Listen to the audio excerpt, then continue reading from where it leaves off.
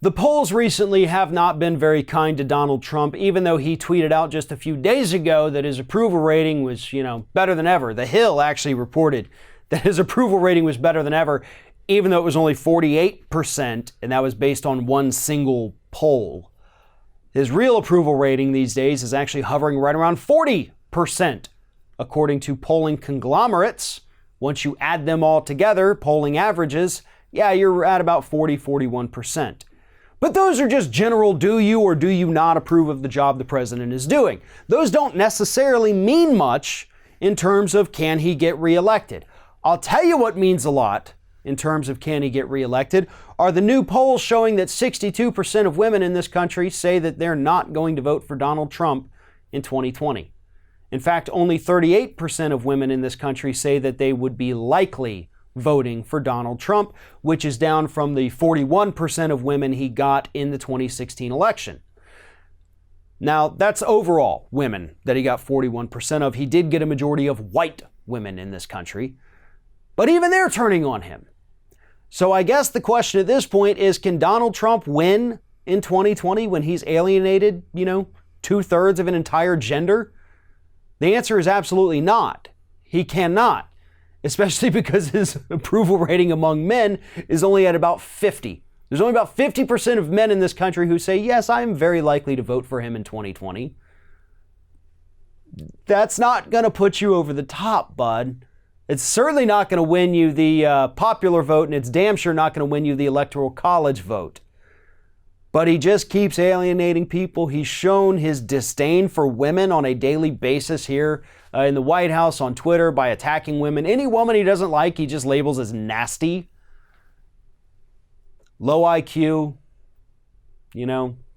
all kinds of insults he lobbies at them. That has an impact with women. It should have more of an impact with men, but we'll get there eventually. And as if that wasn't bad enough for the president, you got to go state by state, the swing states, right?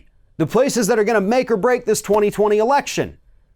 And they're only swing states because of the electoral votes they have there. If we abolish the Electoral College, there'd be no such thing as a swing state anymore. But Republicans don't seem to understand that kind of logic. So we have to look at swing states because we still have an Electoral College. And unfortunately for Trump, he is doing really, really bad in the swing states. I got to read all these poll numbers to you. He's a net approval of -19 in New Hampshire, -13 in Wisconsin, -12 in Michigan, -12 in Iowa, -7 in Pennsylvania, -6 in Arizona, -4 in Ohio, -4 in North Carolina, and a net approval of 0 in Florida. He has 48% like him, 48% don't like him. Those are awful numbers. So keep it up, Democrats. I know you have no say in whether or not people approve or disapprove of Donald Trump, or you may think that you have no say in it, but to be honest, you do. Because what's happening right now, folks? What is happening right now? We have presidential candidates essentially in the battle of actual ideas being led by people like Bernie Sanders and Elizabeth Warren. Love them or hate them, doesn't matter. They're the ones out there putting out detailed policy platforms. There are plenty of others. They're not getting the coverage. Tulsi Gabbard has some good plans. Castro has great ones. Yang has some good ones. Hell, even every now and then, O'Rourke and Buttigieg, and I can't even add Biden to that. But occasionally they do come out with a really good policy. They don't have enough, but they got one or two that are good. But anyway, we're having the discussion of policies. How to move this country forward, how to fix the problems that we're facing, how to do better as a country.